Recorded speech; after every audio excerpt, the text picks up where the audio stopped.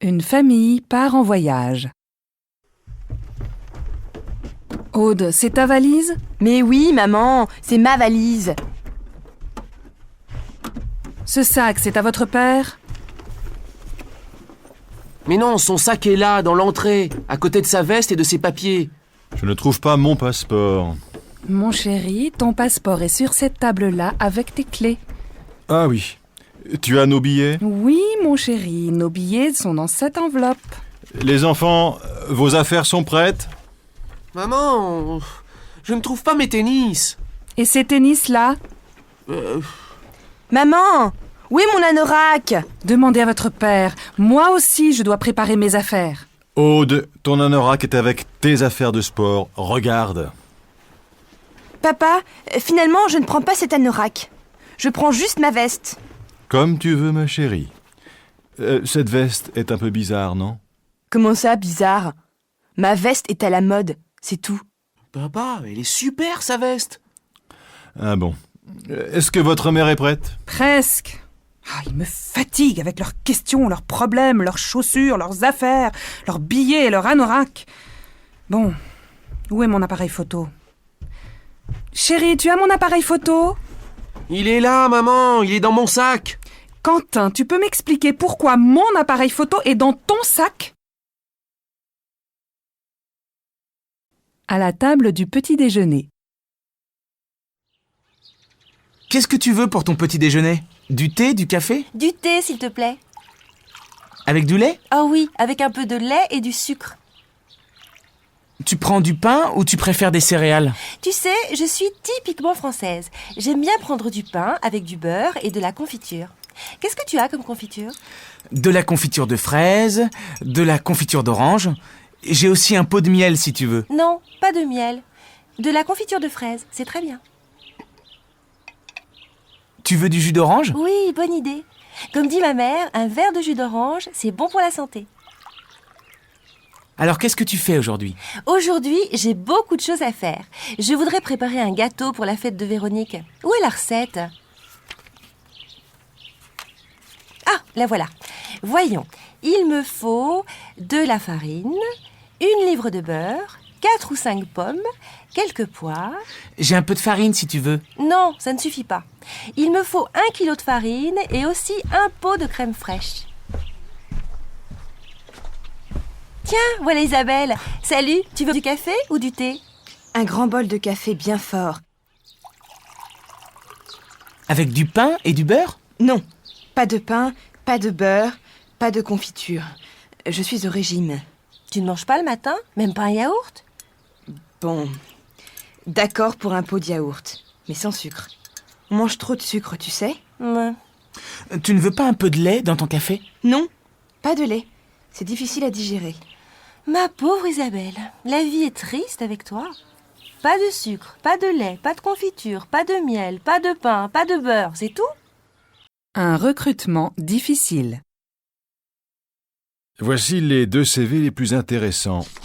Paul Dumas et François Verger. Alors, finalement, quel candidat préférez-vous? C'est difficile à dire. Paul Dumas a autant d'expérience que François Verger. Vraiment? Oui. Paul Dumas connaît mieux les marchés européens, mais François Verger a plus d'expérience en Amérique latine. Quel est le plus jeune des deux? Paul Dumas est le plus jeune, il a 36 ans. François Verger a 42 ans. Est-ce qu'ils parlent espagnol tous les deux? Oui, mais je pense que Verger parle un peu mieux que Dumas. Il est plus à l'aise, son accent est meilleur. Dumas parle espagnol comme moi, avec un très fort accent français. Quel est le plus important pour vous? Que votre candidat parle mieux l'espagnol ou qu'il connaisse mieux les marchés européens? C'est difficile à dire. Le plus utile, c'est qu'il parle bien l'espagnol. Pour voyager en Amérique latine, c'est fondamental. Il doit parler, négocier, téléphoner... Bon. Maintenant, voyons les compétences professionnelles. D'après vous, quel est le plus compétent des deux? Je crois que Dumas est aussi compétent que Verger, mais Verger a plus de maturité, il est un peu plus âgé. Je pense qu'il comprend mieux les difficultés du poste. C'est donc un meilleur candidat. Un peu meilleur, oui. Mais il est aussi un peu moins dynamique que Dumas. Dumas a plus d'idées, de créativité. Il est plus jeune, il a plus d'énergie, c'est sûr. Il est peut-être plus ambitieux aussi. Oui, c'est possible.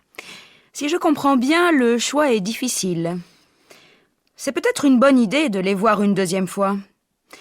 Je peux les contacter tous les deux, si vous voulez.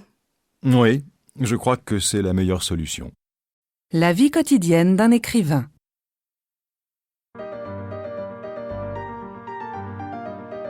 Jules Lesage, vous êtes un écrivain connu. Racontez-nous une journée normale.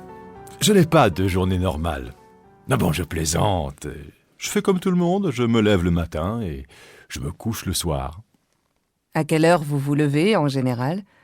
Je me lève à 8 heures. Je ne me prépare pas tout de suite, je reste en pyjama. D'abord, je m'occupe de mon courrier, j'ouvre mes mails. Je me demande pourquoi je reçois tellement de messages. Et ensuite? Eh bien, je prends un bon café. Après, je me douche, je me rase, je me brosse les dents et je m'habille.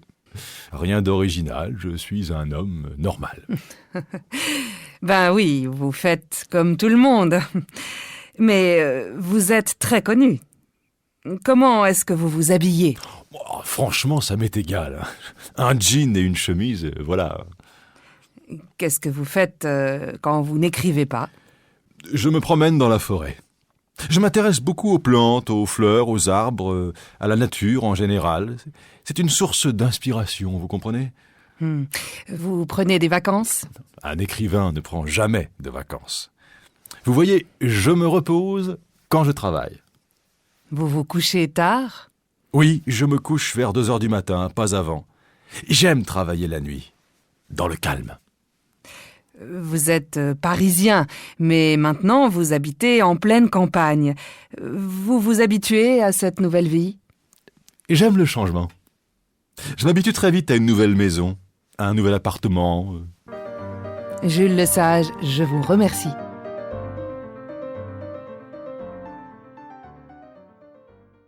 Thibaut n'est jamais content. Tiens, Thibaut, ça va? Oui, moyen.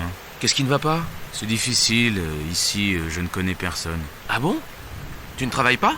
Si, bien sûr, mais... Tes collègues ne sont pas sympas? Si, ils sont gentils, mais le problème, c'est le week-end. Je ne fais rien. Personne ne téléphone, je ne vois personne. Ce n'est pas possible. Tu n'as pas d'amis ici? Non, je n'ai aucun ami ici. Tu ne connais pas tes voisins? Non, je ne connais aucun voisin. Mais enfin, et tout le monde connaît ses voisins ici.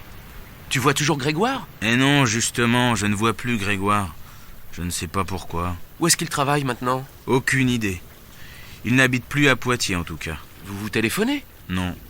En fait, on ne se téléphone jamais. C'est triste tout ça. Et le week-end, qu'est-ce que tu fais? Tu vas au cinéma? Tu sors? Non, je ne vais jamais au cinéma. Tu sais bien que je n'aime pas du tout le cinéma. Mais tu peux sortir, aller dans un café, parler à des gens. Oui, quelquefois je vais prendre un café dans un bistrot. Mais jamais personne ne me parle. Si je comprends bien, personne ne m'aime. Arrête d'être si passif, si négatif. Ce n'est pas une catastrophe. Allez, viens, on va déjeuner ensemble. Et ne dis pas que personne ne t'invite. Mais je ne suis pas négatif.